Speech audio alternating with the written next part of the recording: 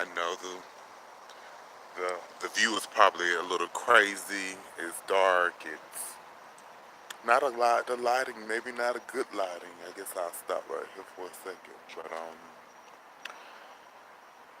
this is what I do when I can't sleep or when I've went to bed too early and then I'm up uber early. So I kind of like outside and I like to kind of enjoy the day as it is just beginning again, as it's starting the newness again. Things are still silent. You don't really hear much in the morning, you know.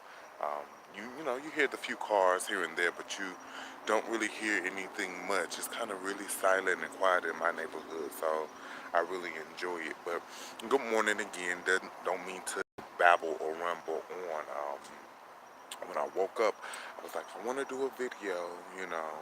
I need to do a video, and so I've been, meditating, thinking, talking, what is the the next piece of information, the next piece of knowledge I wanted to kind of bring to you all. And balance was the thing that set on my mind. And we're talking about, a walk in a walk in the garden. You know what? Scratch. This is how I am when I am up outside enjoying. I missed the whole 1-2. So I'm going to run it back real quick. Good morning, everybody.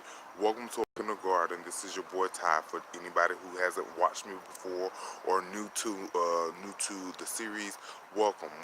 And so what we're on right now is the renewing of the mind. And so I wanted to talk about balance. And a part of renewing the mind is also finding balance, healthy balance. The word that has been coming to me lately is indulge. And when we hear the word indulge, automatically it is we think of being a part of or taking part in. We hear it a lot when we talk about food, when we talk about an excess of something. And indulging is not necessarily bad, but the word that we mostly hear is to overindulge is the bad thing. So indulgence is good. Indulgence means you're taking delight and joy and just the things that you care for. It could be you are indulging in, let's say, sweets. People who know me know that I have a sweet tooth, so I love sweets. But the overindulgence in sweets, it leads to a lot of things. Overweight, if you're a diabetic, imbalanced sugar. It leads to continuous cravings of always wanting when you know that you shouldn't have it.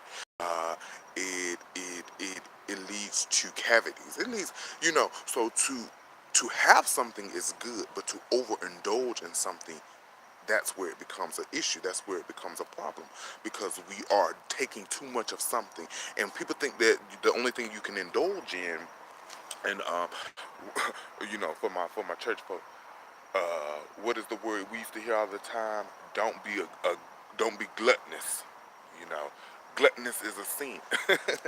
And if you put two and two together, you kind of understand why it is taught to not glut, not to over glut, not to overdo something. And overdo something doesn't mean just in alcohol or food or sweets, but you can overindulge in work. You can overindulge um in people and things and activities, and so overindulge means to not have a clear boundary is the word that I wanted to get to.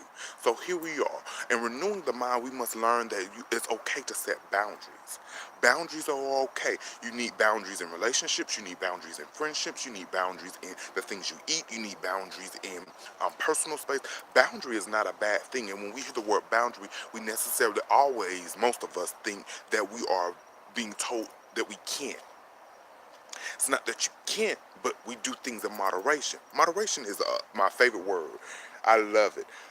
Moderation is good because that means what I get when I hear moderation is that I can have this, but I can only have so much of it.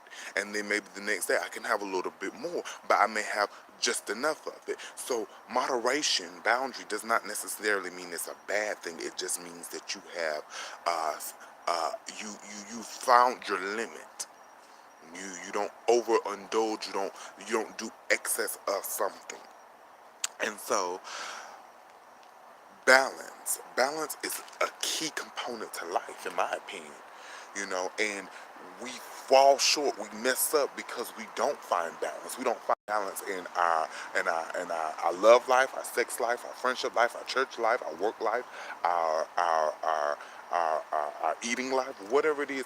We as people have gone to extremities that we feel like, okay, if I get a taste, I gotta have it all. I have it all. I want it, want it, want it, want it, want it, want it. I have to have more and more and more. And that's, it's fun while you're doing it, but it wears and tears on the body. So balance is not only good just because I'm saying it's good, but balance is good for the body, it's good for the mental, it's good for the spiritual. Sometimes too much of any, it's just like people say, oh, drink your water, drink your water. Water is good, but an excess of water is not healthy for it. The excess of water can sometimes damage the brain. If water's so good, I bet you won't go jump in the pool and just sit there all day under the water, right? So all things should have a moderation and a balance to it, and then you will find out what you want to cut out, whether it's bread.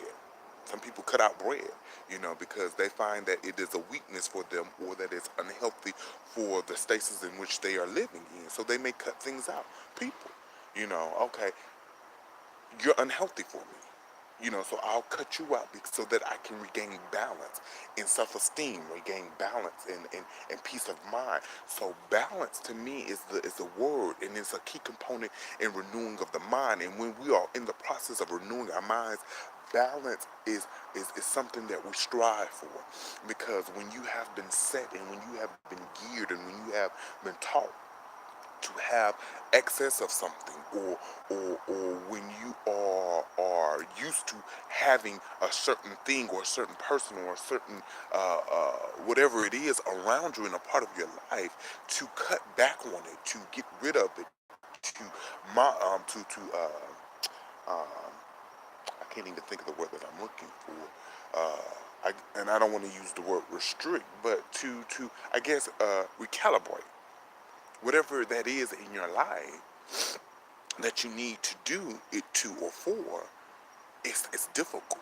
It can be really difficult. So the renewing of the mind needs balance. It needs balance. It needs balance.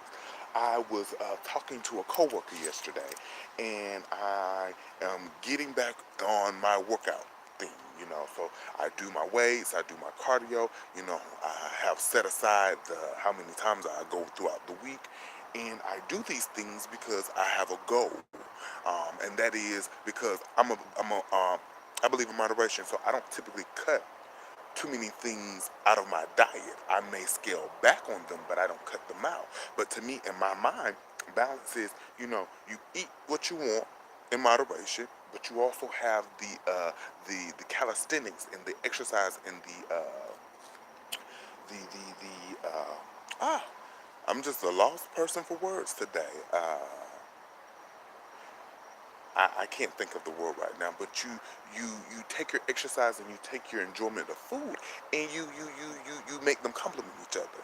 But then a friend introduced me to yoga, and as much as we go hard in the gym and we running and we pumping iron and we doing all of this X, Y, and Z, X, Y, and Z, your body tenses. It gets tight. It gets really, really tight, and your muscles are contracting, so you can get those rips and those curves and those indents, whatever it is that you're trying to do. But with all that hard work that you're putting your body through, which is strain, and it's good strain, it's healthy strain, you also have to find something that says, okay, release.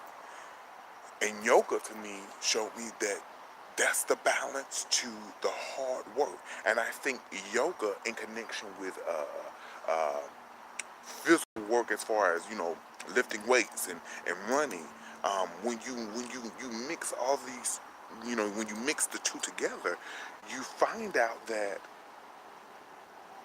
where you're causing tension on the body, you can also replenish the body by yoga or other means of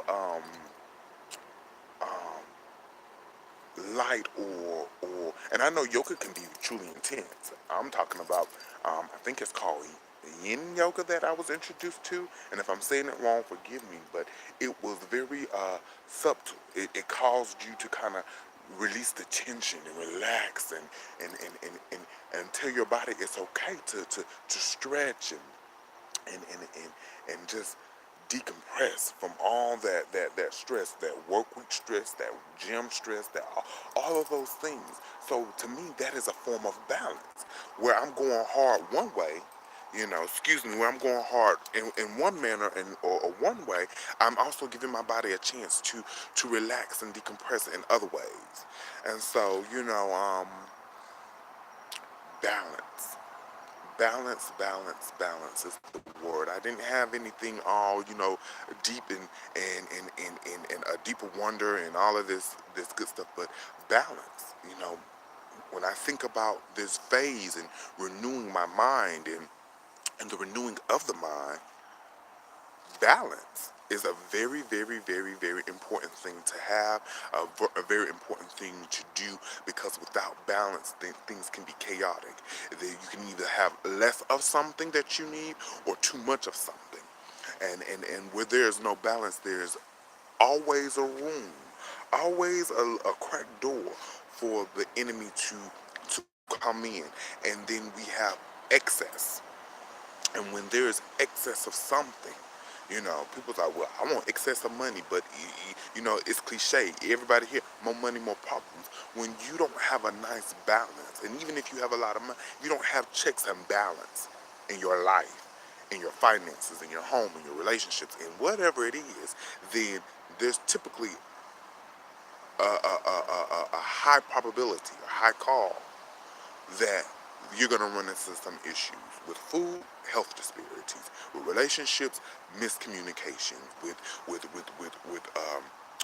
religion. Then people think you're uncultic, So balance in life is a beautiful thing.